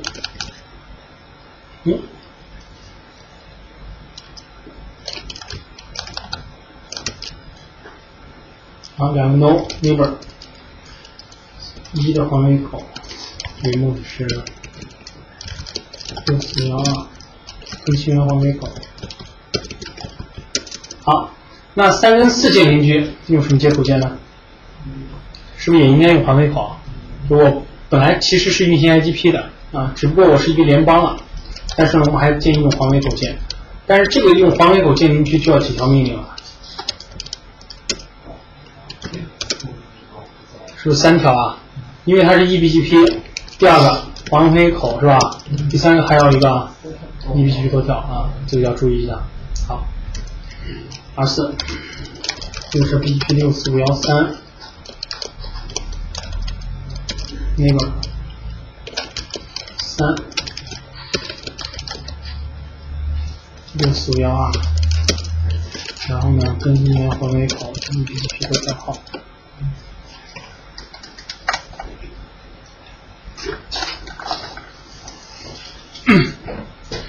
我们等它邻居啊，看建起来没有？3跟1起来了，然后3跟4也起来了啊。好，那我们第一步就完成了，是吧？7小 AS 号。第二步，声明所在的大 AS。那我们在 R1 上做一下啊。如果 R1 不做，那一直报错。BGP Confederation 啊，这个就是联邦，或者翻译成叫联盟都行啊。Confederation 后面呢就2条命令，一个是指大 AS 号 ID 啊，那这个是联邦中的每台路由器都需要做的，声明我所在的大 AS 号1，对吧？所以联邦呢，仅仅是针对于我这个大 AS 内部能看到，而针对于你外部的 AS 号看到我还是就是一个大 AS 啊。所以外部呢路由器它的命令不需要改。好 ，R3 我们也做一下啊 ，BGP Confederation ID 是1，大 AS 号 ，R4 BGP Confederation ID 1。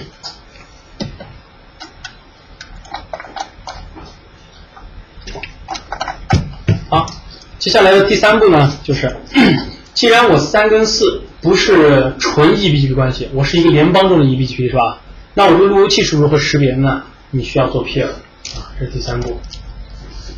小 AS 号之间互指 peer， 这命令行就是通过这个啊。为什么要互指？刚刚我已经说过原因啊。第一步呢，就是指明我是一个联邦中的 eBGP。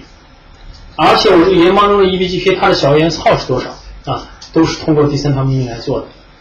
所以第3步呢，只需要在 R3 跟 R4 上做就可以了，是吧 ？R1 就不用做了啊，只需要在 AS 这个小 AS 的边界 R3 BGP Confederation 有一个 peer 啊，那你指 peer 呢就是对方的小 AS 号6413。同样道理 ，R4 就得指6412，对吧 ？R4 BGP Confederation peer 6412。好，所有的联邦的命令就搞定了。那记住三步啊，3步。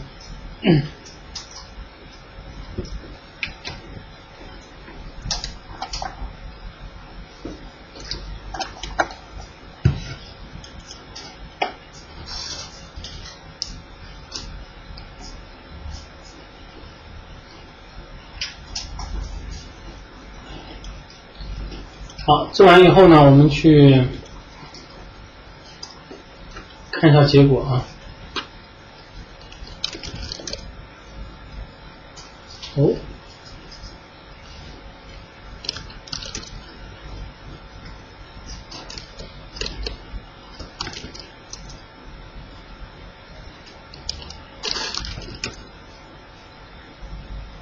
哦，不优。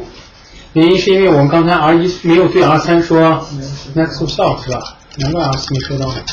BGP 1 neighbor 啊6412 neighbor 3 next to self 这个没问题啊。R3 好优了乘以 R4。好，那这时候你首先发现 R4 能学到这条路由了，对吧？而且注意前面有没有打 I，没有啊。你可以通过这条命令去看啊，2.2.2.0-24啊，大家注意，如果正常的 eBGP 呢，它只显示一 external， 这里会显示 confederation 的 external 啊 eBGP。好，这是第一个我们需要注意的，前面没有 I。第二个注意，看到这儿了吗？这就代表你联邦已经做成功了啊。也就是说，我收到20条路由，起源于 AS 2，中间经历了一个小 AS 号是64512啊。那这里提一点啊，联邦如果成功会看到这个小 AS 号的，如果不成功呢，你就做错了，这是一点。还有一点，联邦中的小 AS 号是不作为 AS 号的比较的。我们刚刚讲过选路是吧？说 AS 号的一个长短是作为一个选路原则的，而这个 AS 号呢只算一个，能理解吧？这个括号里面是不算的啊，这也注意一下。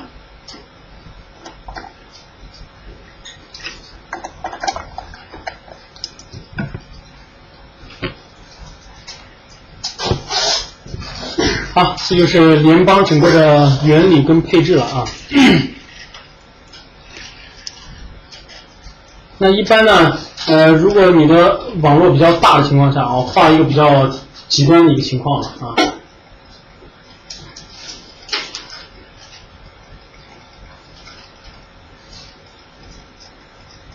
啊。如果是这样一个情况，说是比较极端了啊，中间全是 IBGP， 你怎么样让 R1 的路由能够传到 R8 呢？假如说 R1 宣告一条 X 路由这样传过去，它传到哪就断了？传到3是不是就断了？3就不会给4传了，你怎么传呢？较好的一个解决方案。你如果路由反射器的话，是不是连续要反射啊？你在 R3 要上 R4 接着上 R 嘛，一直这样反射。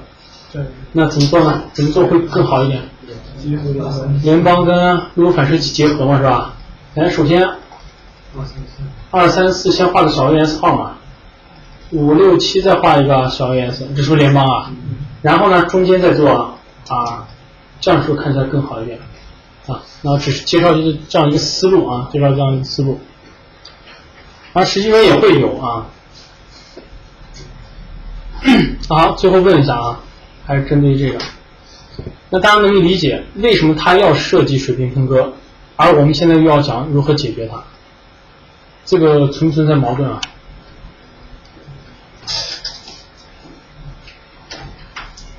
你如何理解他又设计然后又来打破啊？设计的原因是什么？防止它一直这样传播嘛，无环无尽啊，无穷无尽了。那解决呢，要加个定语是吧？咱们有条件的解决嘛。它能传到哪？我们人为的通过路由反射器或者联邦，对吧？有条件去控制传路的。好，这个是联邦跟路由反射器啊。那最后呢，再扩展一个，也是经常会用到的啊，这个叫做社团属性。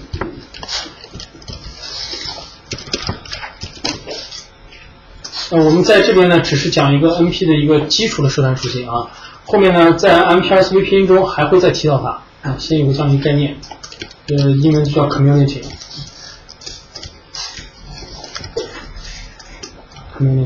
社团属性。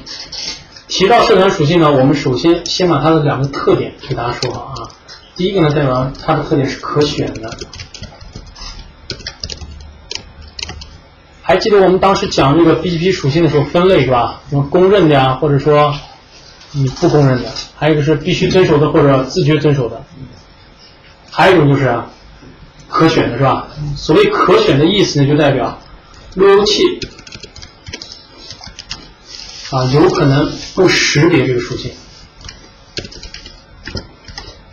这就是可选。比如我发出一条路由，打上了一个 community， 发给你以后你有可能不认识，那就相当于没有用了，对吧？啊，第一个，那默认啊，在 Cisco 路由器中的默认就是这样，就是可选的，它不认识啊。怎么让它认识呢？对，一定要通过一条命令啊，叫 send community。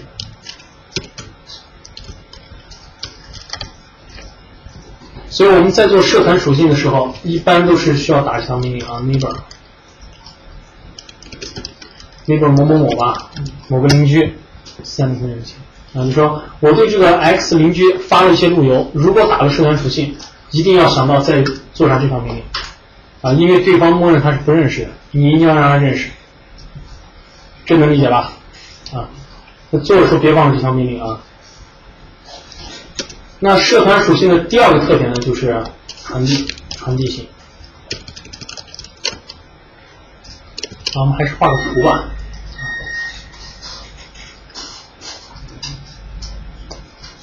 好，我们假设 R1 把它的环回口 x 通告给 R 了，然后呢，这条路由在 R 上就能学到了，而且我给这条路由呢打了一个社团属性，好吧？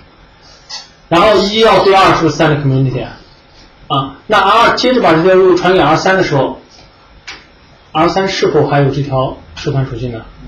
就没了，这就是它的传递性啊。也就是说呢，社团属性、此属性啊，只在邻居有效，只在 neighbor 的邻居有效吧。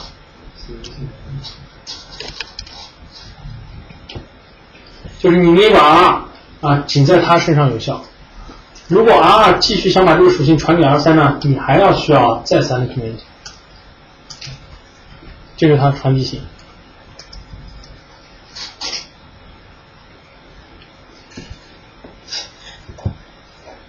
好，它的这两个可选跟传递的解决方案都是通过这条命令啊。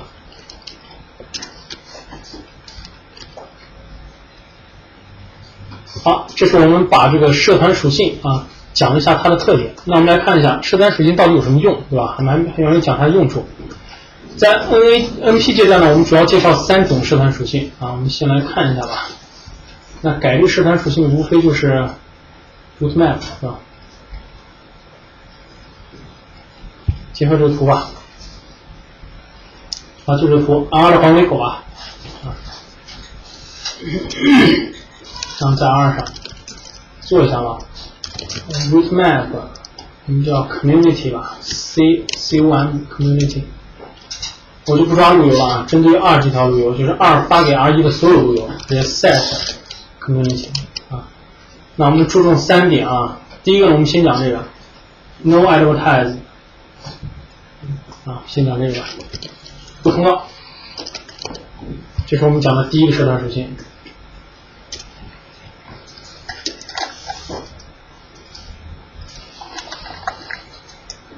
好，那我们先做上啊，从结果呢来看一下这个参数到底有什么作用啊。好，我的做法非常简单，就写一个 root map， 直接就 set community， 要不要写一句空的？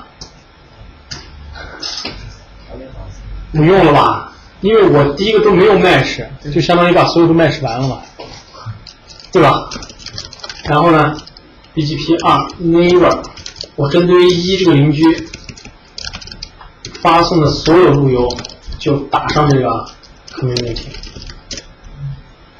啊。那我们最终就是观察一下 R1 上收到带有这个属性的路由，这个社团属性路由会执行什么样的结果啊？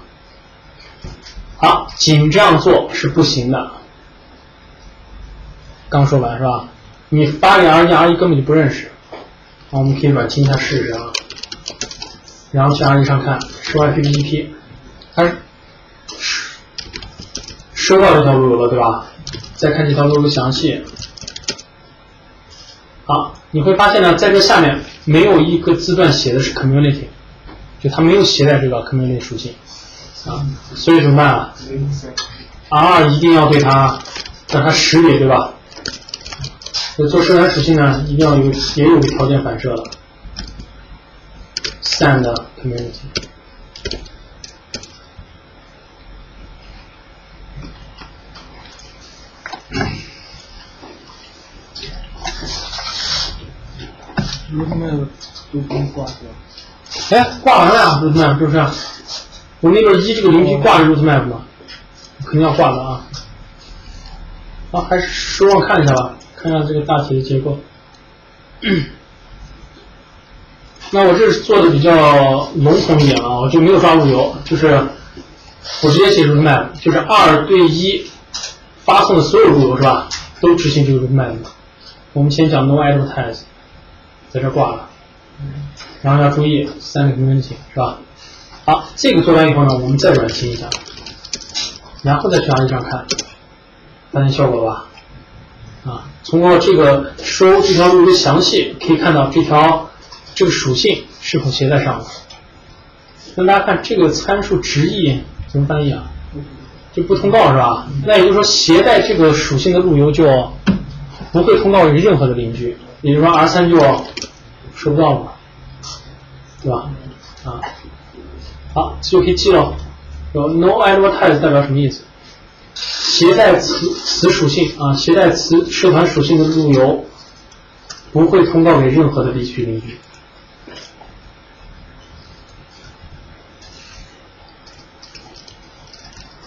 写一下吧。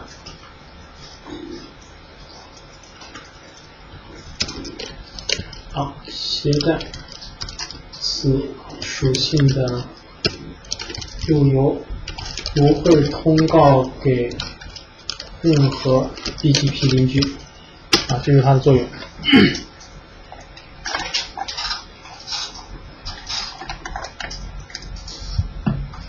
这是第一个了，这没问题吧？接着讲，我们换第二个了，还是这个图啊。我现在 R2 对 R1 呢也是挂一个社团属性，那我们挂第二个社团属性，直接改就可以了。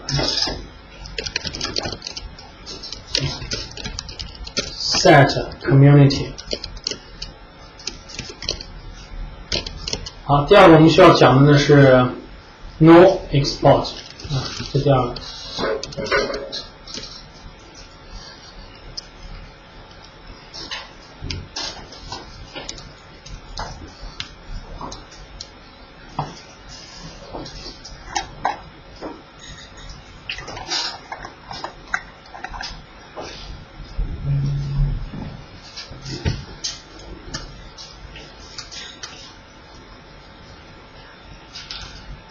好，这个做完以后呢，我们还是清一下软清一下。接下来呢，当然2还要对1 send community， 由于我们刚刚做过了，再到 RE 上看，挂上这个属性了是吧？接下来，那我们去看这个属性呢，接着会发给 R3 是不是学到了，对吧？那 R3 上是否有这个属性呢？是不是没有这就体现它传递性嘛。怎么样让 R3 也有这个属性？R1 继续对 R3 是吧 ？BGP 6402 neighbor 3.3.3 send community。好，再软清一下。接下来再去 R3 上看。好，携带这个属性了吧？那我们看携带这个属性会不会给 R4 传？还有是吧？好。那这个实验呢，你可以再接着做R3 再对 R4 去 send community， 也就是 R4 上也会携带上 no export 那我们直接总结一下它的一个特点吧。no export 携带此属性的路由不会传出大 AS。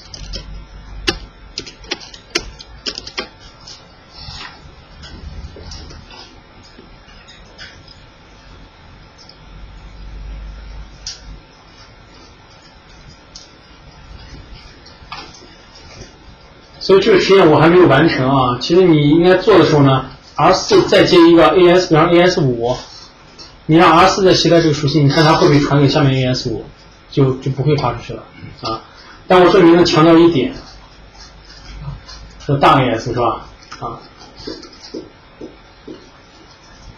那你可以看到，在小 AS 之间3是会传给4的，是吧？它是不受阻拦的简单说呢，就是携带 no export 的只能在一个 AS 内传，不能传出给 NS 了。好，那我们讲的最后一个呢，就是范围更小啊。明明教一下吧。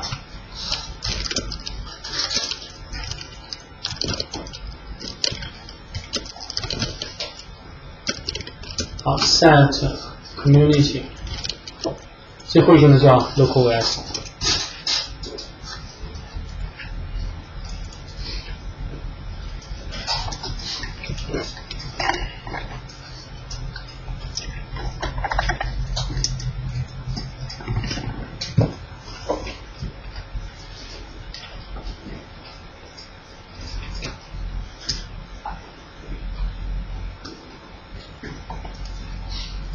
好，还是软清一下。好，这个路由呢，接着发给了 R1， 说 IPBGP 2.2.0， 携带上了是吧？接下来，那我又 send community 给 R3 了，再看，也携带上了是吧？接下来呢，去 R4 上看，效果出来了吧？啊，应该怎么总结？携带此属性路由不会传出小 ES， 对，这就是它的一个作用啊。好，那这里注意一下啊，如果你没有做联邦，这两个是一样的，能理解吧？做了联邦才有一个范围 ，localOS 范围更小啊。所以呢，最后你可以总结一下，社团属性其实就是在做什么？在干涉你路由的传播范围，对吧？啊。那这个仅仅是我们 NP 阶段啊，像这个 no advertise、no export 和 localOS 都是干涉你这个路由的传播范围。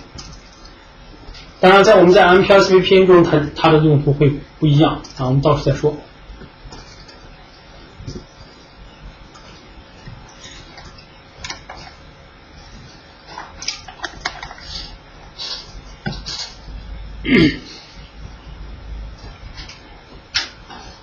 好，那 BGP 内容呢，包括我们后面讲的这个联邦社团和社团属性啊，还有路由反射器。那 BGP 内容呢，基本上就完了啊。你会发现呢，它跟我们 IGP 会有很多的不同点啊，建议还是大家去做下实验。